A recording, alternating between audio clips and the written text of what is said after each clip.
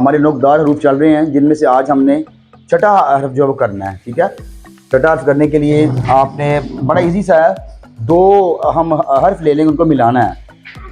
ठीक है, कैसे मिलाना है ये देखिए, मैंने क्या लिखा है,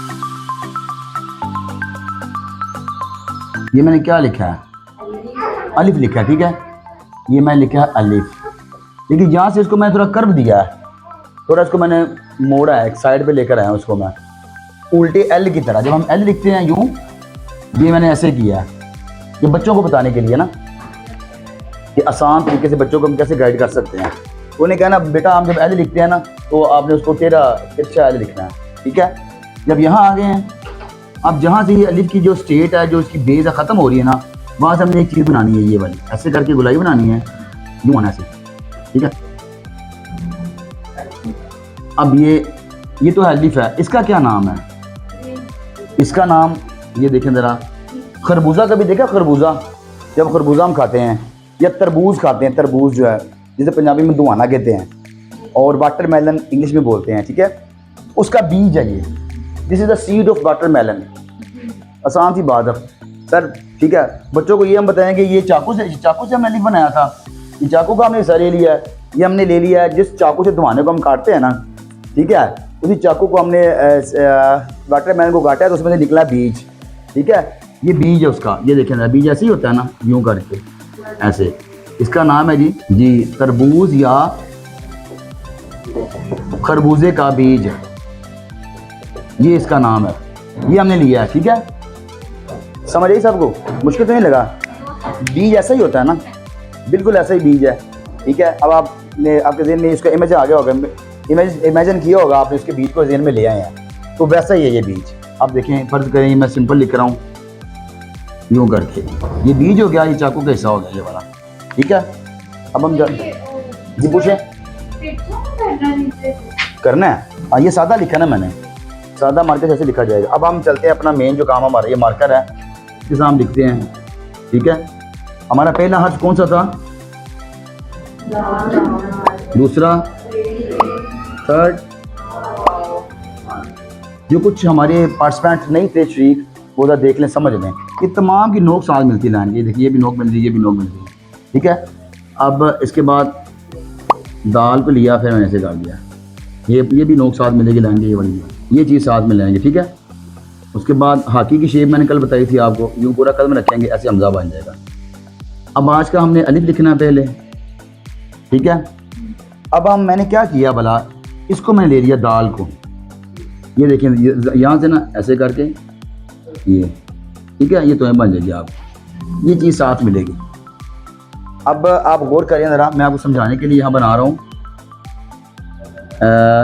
यूँ। ठीक है, बच्चों को हमने ऐसे समझाना है कि ये हमने अलिफ बनाया बेटा, ये दाल है सर। ठीक है, अब हमने इनको मिलाना है आपस में।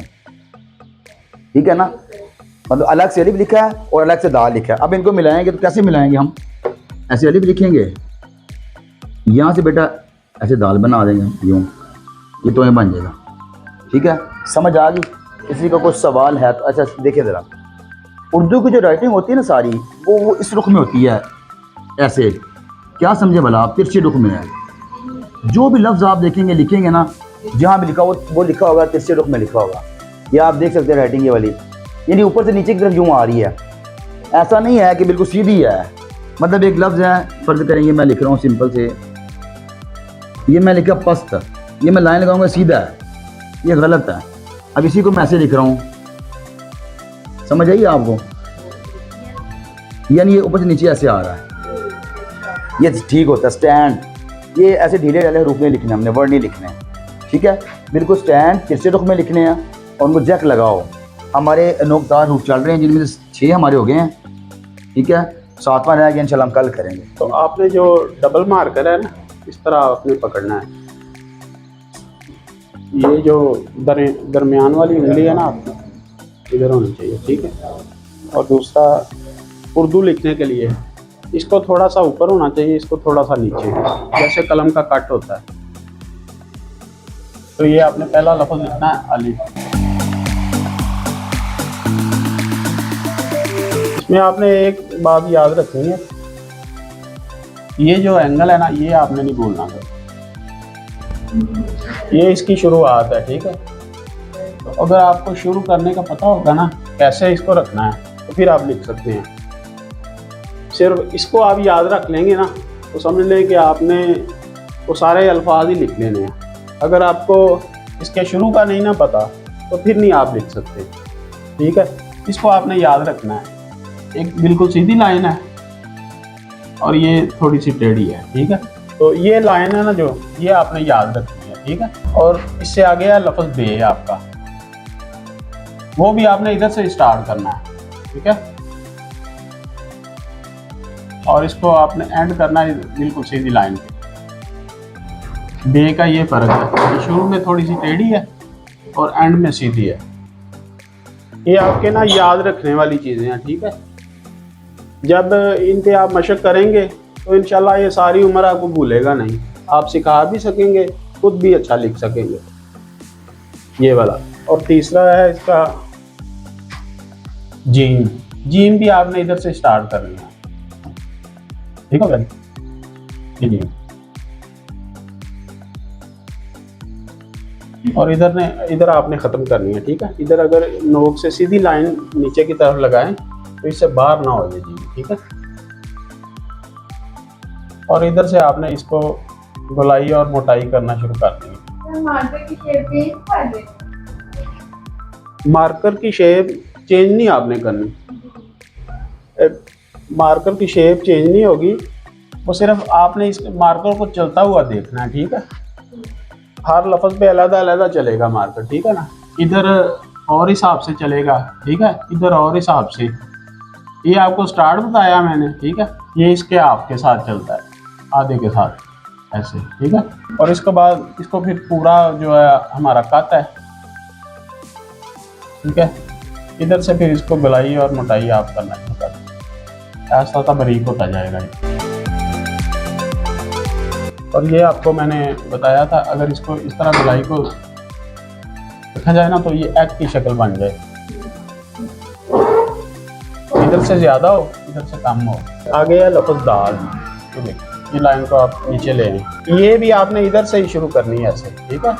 आपको मार्कर रखने का पता होना चाहिए, इधर रख के शुरू करनी है, ठीक है। ये आपको दाल लिखो, ये इससे बाहर ना हो। ये जो लाइन आ रही है ना बिल्कुल इधर ख़त्म हो गई, ठीक है। तो आगे आपका रे भी आपने इधर से शुरू करना है, ठीक है। आगे आपका सीन, वो भी इधर से ही आपने शुरू करना है।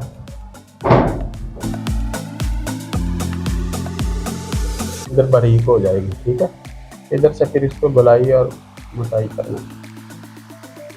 स्टार्ट आपने इधर से ही करनी है, ठीक है, ना बिल्कुल सीधा और ना ज़्यादा टेढ़ा। ये भी आपने इधर से ही शुरू करना है, इसके हाफ के साथ। ये जो पूरा है ना, इसके हाफ के साथ शुरू करना है इधर से ऐसे, और फिर इसको है पूरा।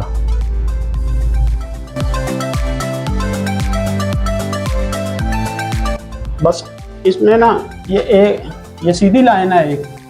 एक लफ्ज़ ऐसा है जिधर आपके मार्कर इस तरह चलने हैं, ये वाले इस एंगल के, वो है लफ्ज़ छोटी। ये स्टार्ट आप इधर से ही करेंगे, ठीक है। तो ये वाला जो हिस्सा है ना, ये वाला, ये आपका इधर ऐसे बनना है जैसे ये लाइन है। इधर आके आपने मार्कर इस तरह ले आने हैं, ठीक है, इधर तक। इधर से फिर वही है, ये वाली लाइन, सिर्फ ये एक है, इसमें ये लाइन इस्तेमाल होनी है। मार्कर इस तरह चलने हैं। तो ये डबल मार्कर में ना आपके लिए ये याद रखने वाली चीज़ें हैं, ठीक है। इसी तरह जब बारीक से लिखेंगे आप, वो भी आप ऐसे ही लिखेंगे सीधा, ठीक है। ऊपर भी नोक है, नीचे भी नोक है, दरमियान में से थोड़ा सा मोटा है, ठीक है। और आ गया बे, ठीक है। शुरू में भी नोक है, एंड में भी नोक है, दरमियान में से ये पूरे कट के साथ। और आ गया जी।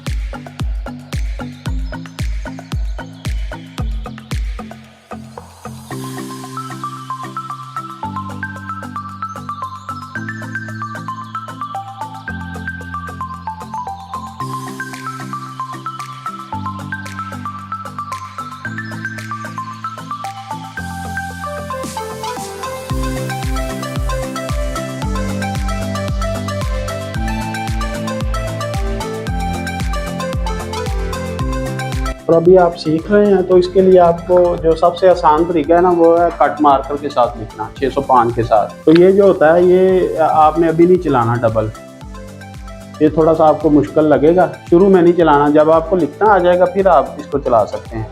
ये आपको चलाने का तरीका मैंने बता दिया।